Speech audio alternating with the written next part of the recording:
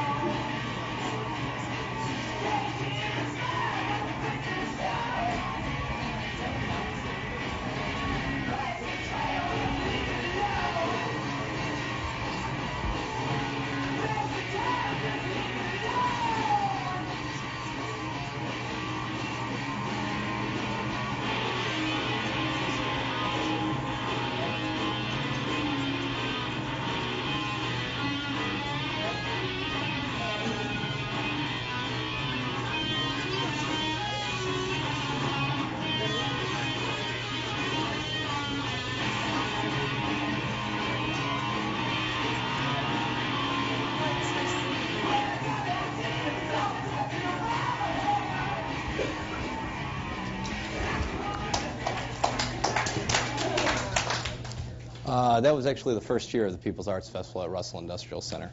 Hi, I'm Erick Novack, which you guys already know from Boydell Development Group. I'm head of the commercial property and also the advertising. I also am the operations manager over at Russell Industrial Center. I actually titled my speech or my discourse called Heritage. In the early 20th century, Detroit was on the cusp of an economic boom. Thousands of small businesses were being started with new ideas and big dreams. These companies might not have realized it at the time, but they were about to drive the nation forward into the future. Now in the early 21st century, we have come full circle. Again, we find thousands of small businesses within our city and our state with new ideas and big dreams. Could we possibly be back on the road to the future?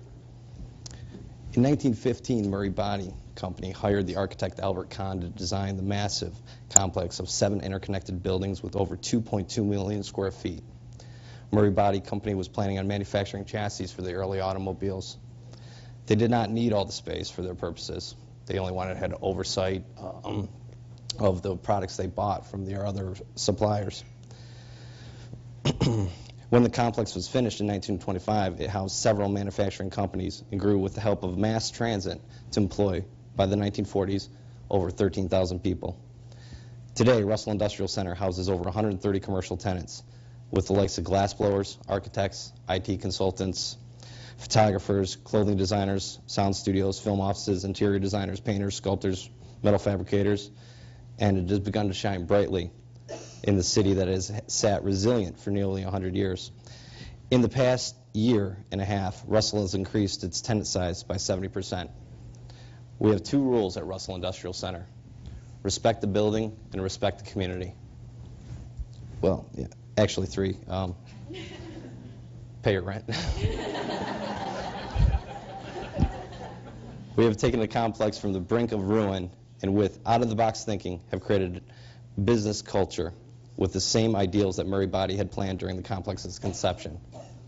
Russell has a business climate that promotes success. The management takes a risk on a small business, and that business takes a risk on us.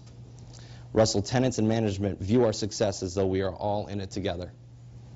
Most of our tenants need only a little space, so we cut up huge sections of the 2.2 million square feet and build out 1,000 square foot studios.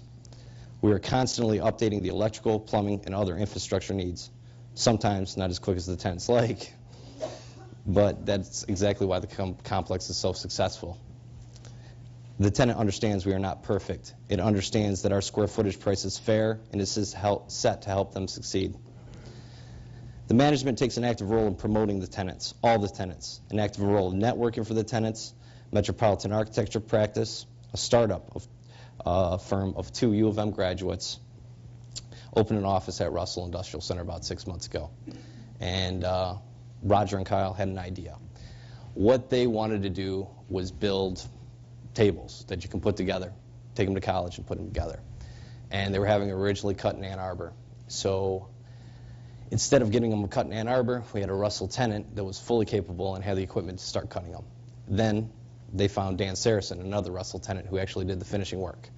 Then we had another Russell tenant, Sarah Lipinski, who runs Wounds LLC, a clothing designer, helped market those tables.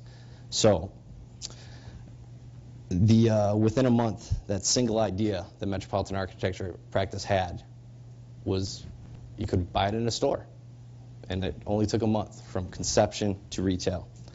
These types of stores are starting to happen almost weekly at Russell Industrial Center. Russell has an open arms attitude with our surrounding community. With not only do we have the People's Arts Festival, we have an outdoor exhibition, which is an outdoor exhibition of 250 local artists with live music, wine tasting, and a film theater. And you can attend it for free, by the way, September 13th. I hope everybody comes out. We also open our doors to special CCS classes, Cranbrook activities, gallery shows, independent films, television commercials, and international ad campaigns. And the complex is starting to see tenants move into the region from other states. B Black Apparel, which is actually Stacy Ellis, he moved his entire family here. He's a clothing designer out from LA, and he wanted to be a big fish in a small pond. We also have Mighty Ox online retailer. That is Giles. He actually was stationed in Seattle, but for logistics reason, Detroit was a better fit for him, so he moved out to Russell.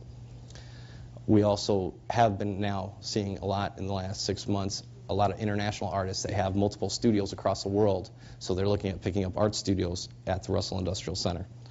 Russell Industrial Center is quickly becoming not only the biggest art community and small business haven in the Midwest, if not the nation, and we began to think globally with our activities to rival similar cultures centers in London and Berlin. We have been honored in the past 6 months to have given tours to the Detroit Chamber of Commerce, Detroit Renaissance, the DEGC, State Senator Hanson Clark, the Majority Floor Leader Steve Tabachman, State Representative Bill Huzigan, the benefactors of the Toledo Art Museum, bus tours of several leadership collectives, and urban development classes from U of M. Later this year, Russell will be opening a retail outlet for small businesses, the Russell Bazaar. It will allow small businesses access to a market space for very little overhead cost to sell their goods. Maybe a painter would like to sell his works for only 2 months, or an engineer who designs laser cutters would like to show off his work. Russell has 4 walkable art galleries, Cade, The Overpass, Dip, and Cave. Now, Cave is all CCS alumni, College of Creative Studies alumni. And they actually, instead of moving out of town, which usually CCS saw, they're actually moving back in town. In 2008 and 2009, we are partnering with the DIA, Detroit Institute of Art, for special art exhibitions, one of which will bring Detroit international recognition. Why is Russell Industrial Center so successful? Me. I'm glad that worked out. I wasn't sure, you know. It's an affordable space for leasing. It's our open arms, our open door policy with the management, communication with the tenants.